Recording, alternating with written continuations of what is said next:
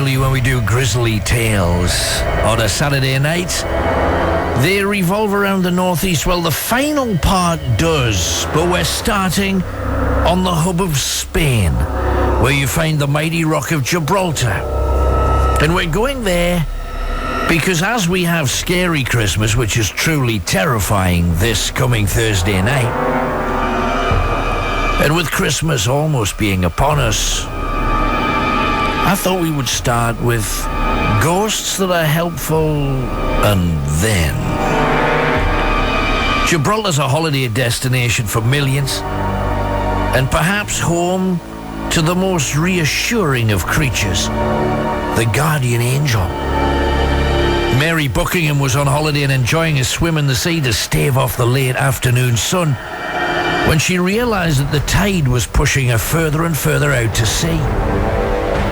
She said, I realized just how far out I was. I could barely see the beach. It was out there on the very distant horizon. And I began to feel quite frightened.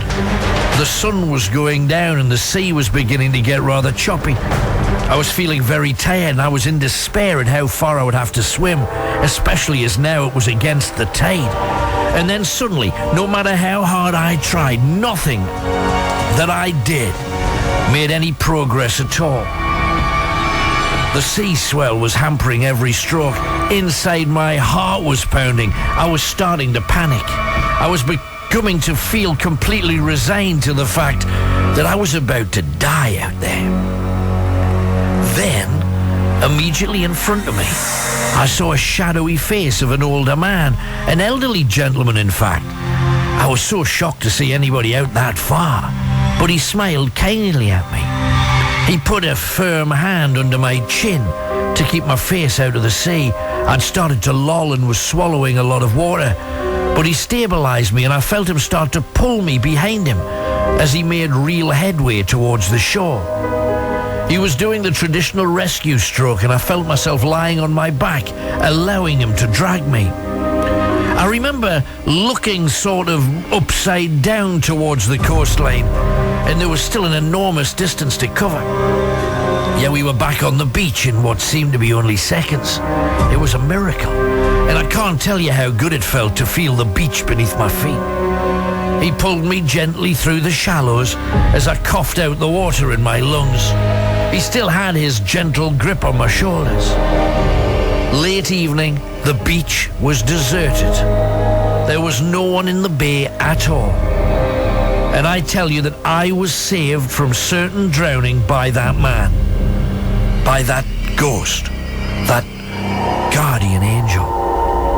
Then I felt the hands leave my shoulders, and I turned to thank him, believing him to be a real man.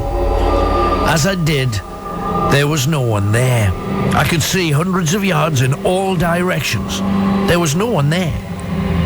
I felt not only safe, but the feelings of absolute security and the warmth of love. A second tale, also from the Bay of Gibraltar, backs up Mary's story. Duncan Jackson, originally from Ipswich, was working as a barman in a beachside restaurant, and he saw a young child in trouble, caught by the vicious riptide that can drag you out to sea. The 9 or 10-year-old girl was screaming for help, yet no one had noticed her. A beach bar was cranking out pop music. Others on the beach were playing games, so the surface noise was cancelling out her pleas for assistance. So Duncan started running towards the surf, and just before he dived in, he saw an older man reach her and begin to bring her back towards the shore. Duncan had only swam about 20 yards or so when this man had brought her to the shore. He finally got his feet on the sand and lifted up the sobbing little girl. Duncan said to him, "Good job," then took the child from him. And the second he did, the smiling old man disappeared in front of him. Shit, I nearly dropped the girl. I got such a shock. I turned to walk to the beach, found the girl's parents. Had never seen a ghost before, and I must admit it did blow my mind. Never seen one since, but that man was as solid as I was. Until he disappeared, that is. That sounds wrong, but that's what happened.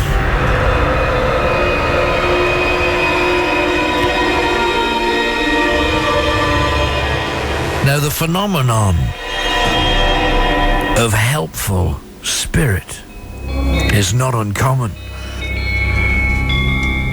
The Grand Marina in Palma is a wave of opulence in a world of financial difficulty, loaded with the yachts of the various millionaires and business folk.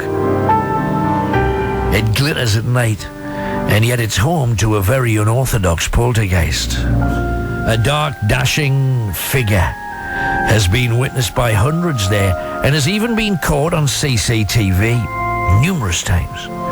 It first came to prominence in the early 1960s following the suicide of Miguel Garcia, a kindly dock handyman.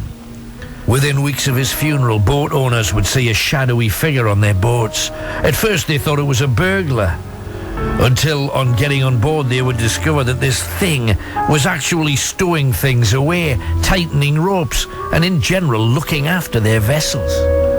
Horst Tauber, a wealthy German philanthropist, said, "This ghost did all the things Miguel used to do. It was he, for he tied knots like only he could do. I always told Miguel to leave my toolbox in the cabin, yet he said he couldn't do that. It had its place in the storage room. And after his death, every time I left it in the cabin, I would find it later stowed away. Everybody knows it's Miguel. Miguel, who loved his job so much, he is still with us. And he's still there, all these years later. And yet on occasion he is proven most troublesome. He killed himself because his wife cheated on him with a local car dealer. If anyone on the marina had an affair, their boat would experience crazed attacks. Chairs ripped with knives, pictures on walls ripped and torn, and personal possessions scattered. Ian Murray explained, "My wife was using my small sloop as a hideaway when she was cheating on me. All of the owners knew that the only time our boats would ever be damaged was if we were being cheated on or cheating ourselves. So when I saw my boat in total disarray, I confronted my wife. She burst out crying and admitted it. I may not have been able to trust her, but Miguel was totally loyal.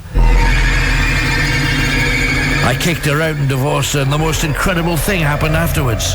I was beginning to sweep up the broken glass and tidy away the mess, and I saw him, clear as day, Miguel, standing on the deck. He smiled at me, put his thumb up, and then walked away until he disappeared into the darkness.